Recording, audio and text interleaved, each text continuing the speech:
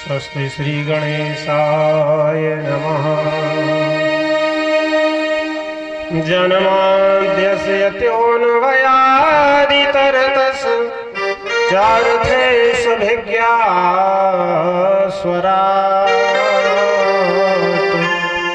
तेने ब्रह्म हृदय आदिकवये मुह्यन्ति यत् सूरयः तेजो वाणी मृदां यथा विनिमयो यत्र यत्र सर्गो मृषा धाम्ना स्वयं सदा निरस्तकुहकं सत्यं परं धीमहि। श्रीमद्भागवत कथा के शुभारंभ में प्रथम स्कंद में वेदव्यास जी महाराज सत्य की महिमा का गायन करते हैं, सत्य की वंदना करते हैं। सत्यम परम धीमहि। जब पुराण शास्त्र ग्रंथ कोई भी लिखा जाता है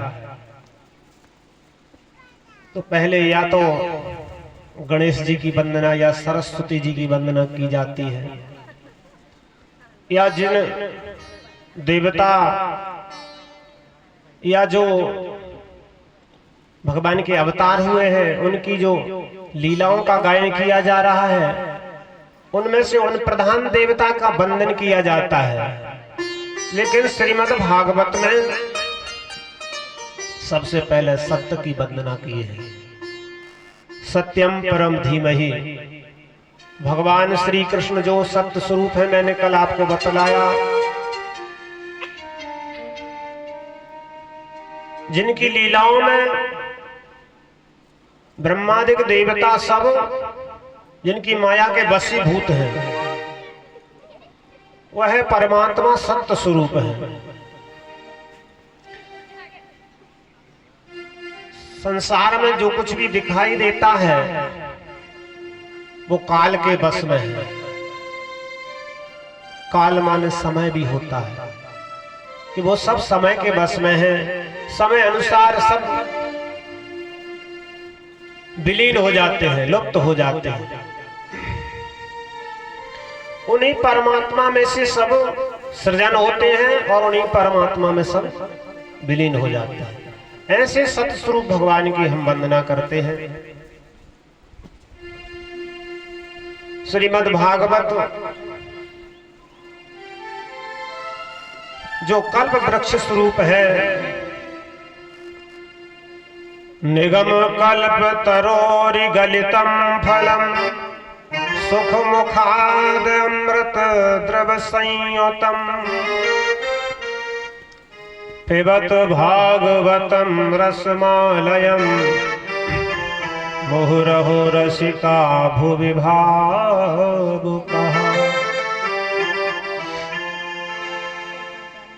वेद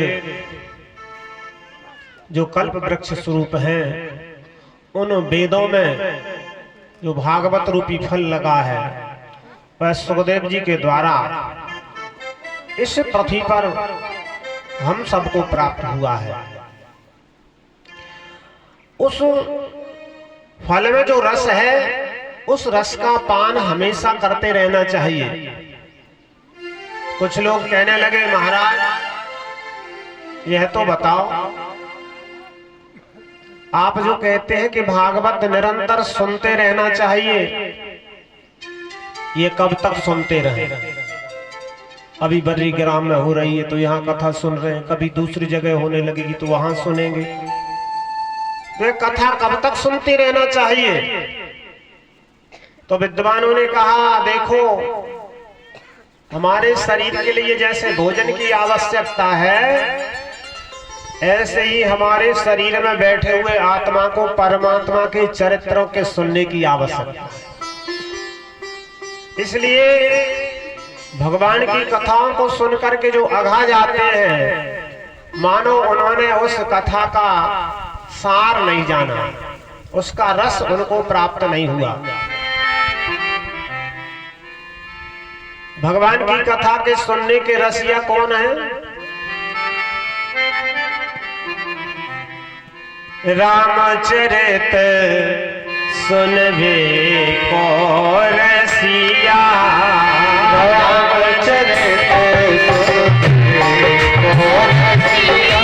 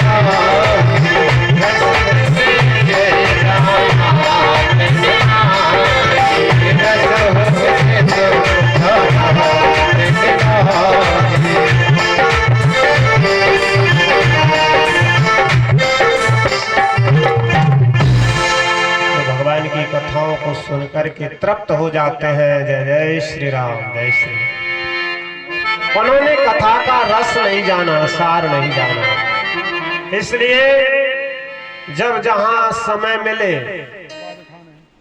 उस समय को गंवाना नहीं चाहिए, भगवान की कथाओं को सुनते रहना चाहिए। श्रीमद् भागवत के शुभारंभ में सुखदेव जी के जन्म की कथा आती है। भगवान सुखदेव किस तरह से हमारे लिए और हमारे मुख्य श्रोता जो कथा के हैं परीक्षित जी महाराज, उनको कथा सुनाने के लिए किस तरह से धरातल पर आए। तो मैंने कल भी बताया था कि देखो संस्कार तो गर्भ से प्रारंभ हो जाते हैं। भगवान सुखदेव जी महाराज के आने का किस तरह से कारण बना, वह भी कथाओं के माध्यम से ही आए। एक समय देवर्षि नारद कैलाश पर्वत पर पहुंचे। कौन? देवर्षि नारद कैलाश पर्वत पर पहुंचे। उन्होंने देखा कि भगवान शिव प्रभु की आराधना में बैठे हुए हैं। जाकर के नारद जी पार्वती जी को वंदन करते हैं, प्रणाम करते हैं और शीघ्रता से वापस होने लगे। तो पार्वती जी ने कहा, महाराज आप जल्दी ही आए थे और जल्दी से लौट करके जा रहे हैं, अरे थोड़ा रुकिए, भोजन करिए, जलपान करिए। अब नारद जी जब एकांत का समय पाते हैं, उन्होंने विचार किया कि आज भोलेनाथ तो समाधि लगाए बैठे हैं और देवी पार्वती जी फुर्सत में हैं, उनके लिए ऐसा कोई मंत्र फूंक जाऊं जिससे इन दोनों की अनबनी हो जाए। तो कुछ लोग घर में झगड़ा कराने में बड़ा चतुर होते हैं, झूठ मूठ की बात कोई ना कोई कान में फूंक देते हैं। अब यहाँ भी कोई यदि बैठा हो और एक दूसरे के पास में यदि कान में झूठा ही मुंह लगा दे तो अपन सब लोग देखेंगे, अरे इन दोनों की ना मालूम क्या सलाह हो रही है। और कुछ भी ना कहा हो तो शंका हो जाती है ना। पार्वती जी जब नारद जी का स्वागत करती हैं, जलपान कराती हैं, वार्तालाप हो रही, नारद जी कहने लगे मैं तो जल्दी से जा रहा हूं, अभी आपके दर्शन करने को आया था। पार्वती जी ने कहा नहीं, भोजन करिए, विश्राम कीजिए। नारद जी बोले इतना समय तो है नहीं। क्यों? इस संसार में सब लोग स्वार्थी हो गए हैं। संसार बड़ा स्वार्थी है, कपटी है, सत्य बात तो कोई बताता भी नहीं है। मैया पार्वती जी ने कहा देखो नारद जी, ये तो संसार की बात है, यहाँ तो भगवान की कृपा से सब आनंद ही आनंद है। मेरे पतिदेव हरि का भजन कर रहे हैं, मैं उनकी सेवा में लगी हुई हूँ। यहाँ तो कोई स्वार्थ की बात है नहीं, कोई मतभेद है नहीं। नारद जी ने कहा यहाँ भी बड़ा स्वार्थ है, ये तुम्हारे पतिदेव ये का कोई कुछ कम कपटी है, ये भी बड़े कपटी है। बोले ऐसा ना कहो, हमारे पतिदेव तो कोई कपट नहीं करते, कोई बात मुझसे छिपाते नहीं है। यदि समाधि लगाए बैठे हैं, वहां भगवान का दर्शन हो जाता तो वह भी बता देते हैं कि आज देवी भगवान का दर्शन हुआ था। और यहां तक जो भगवान का मंत्र है महामंत्र, वह महामंत्र भी मुझे उन्होंने प्रदान कर दिया है।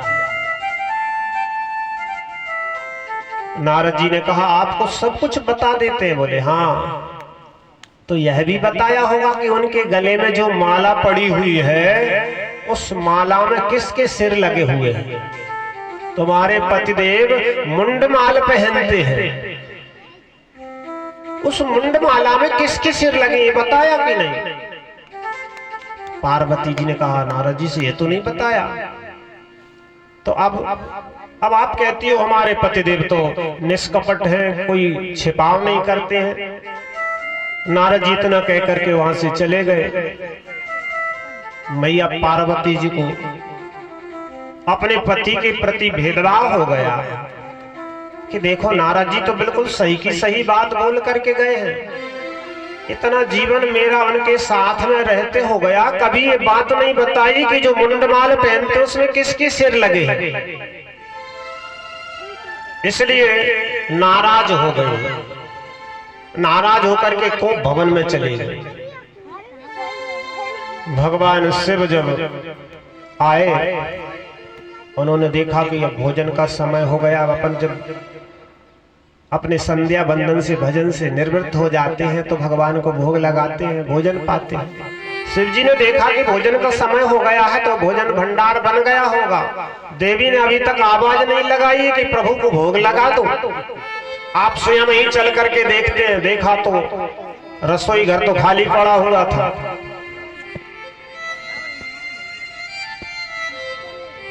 गणों के द्वारा सूचना मिली कि मैया नाराज हो गई हैं, कोप भवन में चली गई।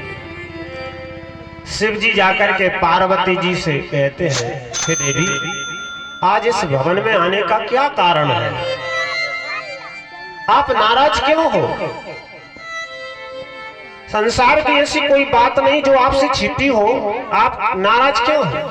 मैया पार्वती जी ने कहा, बोले जो कुछ भी है वो सही है, आप सही बोलते हैं कि कोई छिपाव नहीं किया है, लेकिन तुमने यह बात नहीं बताई आपके गले में जो मुंडमाल पड़ी है उसमें किसके सिर लगे हुए हैं। इसलिए मुझे ऐसा समझ में आता है कि आप हमसे प्रेम नहीं करते। शिव जी ने कहा, देवी, यह जो माला मैं पहने हुए हूं यह प्रेम का ही प्रमाण है। मैं आपसे कितना प्रेम करता हूं यह प्रमाण तो यह माला ही बताएगी। पूरे माला का और मेरा क्या संबंध है? शिव जी ने कहा, देवी, जो माला मैं पहने हुए हूं ना, उस माला में आपके ही सिर लगे हुए हैं। पार्वती जी ने कहा, हमारा सिर तो हमारे धड़ पर लगा हुआ है, ये सिर कहां से आ गए?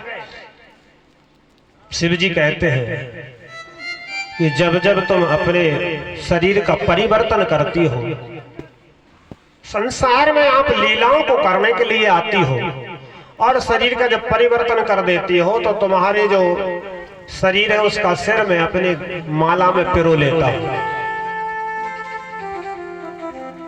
पार्वती जी ने कहा, तो मतलब मेरे सिरों की इतनी बड़ी माला बन चुकी, मानो मैंने इतने बार शरीर धारण कर लिया और आप वैसे के वैसे बने हुए हो।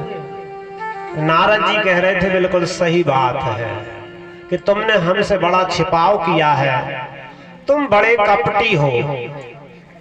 अरे आपने ऐसी कौन सी अमृति खा रखी है जिससे आप तो अमर हैं और हमारे लिए अपने शरीर परिवर्तन करना पड़ता है? शिव जी ने कहा, देवी, और कुछ नहीं, मैं भगवान के नाम को जाप करता हूं, मैं अमर कथा को जानता हूं। पार्वती जी ने हठ किया कि वो अमर कथा हमें भी सुनाओ, वह कथा मैं भी सुनूंगी। देखो, हठ भी यदि किया जाए, पति पत्नी दोनों यदि बैठे हैं और देवी कभी नाराज हो जाएं, हठ करें, तो कौन सी बात की कि भगवान की कथा हमें सुनाओ। और भोलेनाथ कहने लगे, आप कथा तो सुनो, लेकिन मैं जब कथा कहता हूं तो कथा कहते कहते मेरा ध्यान लग जाता है, समाधि लग जाती है, नेत्र बंद हो जाते हैं। मुझे कैसे मालूम चलेगा कि आप कथा सुन रही हो या नहीं सुन रही? इसलिए आप एक काम करें, बीच बीच में भगवान का नाम उच्चारण करती रहे। बोल वृंदावन बिहारी लाल की जय हो।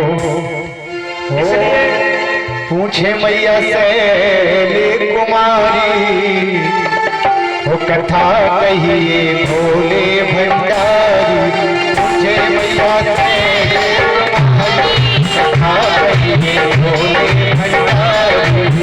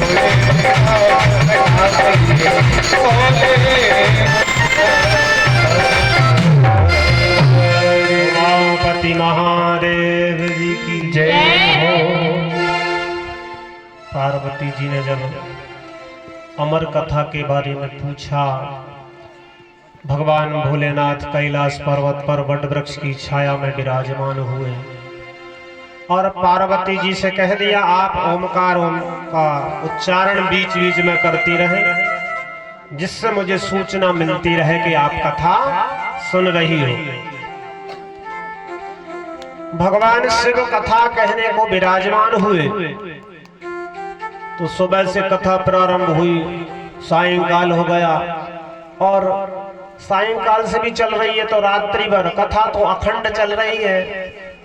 अपन जैसे आलसियों की कथा थोड़ी है कि भाई 3 घंटे को भी समय मिला उसमें भी फिर कुछ बाजे हो जाएं और कुछ गीत हो जाएं, और कुछ लोगों को तो फिर फुर्सत भी नहीं है कि चलो अब चलेंगे, अभी तो एक दूसरा ही दिवस है ना, 4-5 दिन और है फिर सुन लेंगे। ऐसी कथा नहीं, वो तो अखंड चल रही, दिन भर भी कथा हो रही, रात भर भी। भगवान शिव मधुर मधुर लीलाओं का वर्णन कर रहे हैं तो देवी पार्वती जी को कथा सुनते सुनते निद्रा आ गई। जब निद्रा आ गई तो क्या हुआ, अब ओंकार कौन बोलेगा, तो वहां पर एक तोता का निर्जीव अंडा पड़ा हुआ था और भगवान शिव ने जब कथा प्रारंभ की ना तो पहले अपने डमरू को बजा करके सब जीवों को भगा दिया कि हम अमृतमयी कथा सुना रहे। देवी पार्वती जी से कहा, यह गोपनीयम गोपनीयम, यह परम गुहे गोपनीय कथा है और किसी को सुनाने के लायक नहीं है, इसलिए किसी को नहीं सुनाना, आप प्रेम से सुने।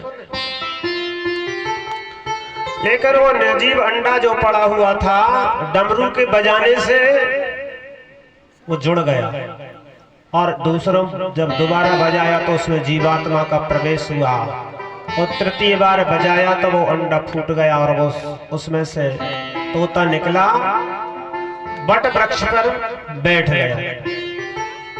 वही तोता वट वृक्ष पर बैठ करके कथा को सुन रहा।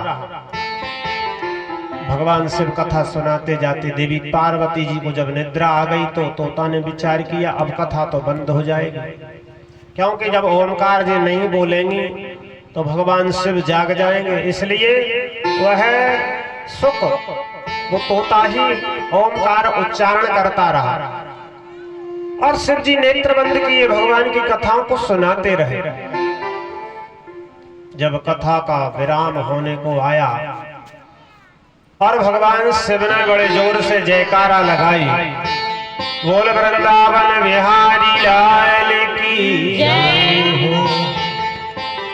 कोई सो रहा हो जयकारा लगा देते हैं तो झपकी लगी हो खुल जाती है। पार्वती जी जागी और जाग करके हाथ जोड़कर प्रार्थना की, प्रभु बहुत अच्छी लीलाओं का गुणगान किया, अब आप यह बताओ वृंदावन बिहारी वृंदावन में फिर कौन कौन से चरित्र करते हैं। शिव जी ने कहा, देवी हमने कथा तो और आगे भी सुना दी है, भगवान तो द्वारिका में पहुंच गए, उनके 16,108 ब्याह भी हो गए और आप तो अभी वृंदावन की लीलाओं को पूछती हो, क्या कारण है। मैया पार्वती जी ने कहा, पतिदेव मुझे नींद आ गई थी, मैंने इसलिए सुन नहीं पाया। अच्छा तुम सो रही थी तो फिर जाग कौन रहा था जो ओमकार बोल रहा था, मुझे पता नहीं है। शिव जी ने चारों तरफ देखा, कोई दिखाई नहीं दिया। वट वृक्ष के ऊपर देखा तो एक शाखा पर वो सुख बैठा हुआ है। शिव जी ने विचारा, इन्होंने कथा तो सुनी लेकिन कथा को आदर के साथ नहीं सुना। दूसरी बात, कथा को चोरी से सुना। कथा को जब सुना जाता है तो व्यास जी के सामने बैठ करके कथा सुनना चाहिए, पीछे नहीं। दूसरे कथा को जब सुनते हैं तो भूमि पर बैठ करके कथा सुननी चाहिए। कथा को कहने वाले कितने ही छोटे क्यों ना हो, लेकिन कथा व्यास ऊपर ही बैठते हैं और कथा के श्रोता नीचे। उसमें बैठने और ऊंचाई नीचाई की कोई बात नहीं।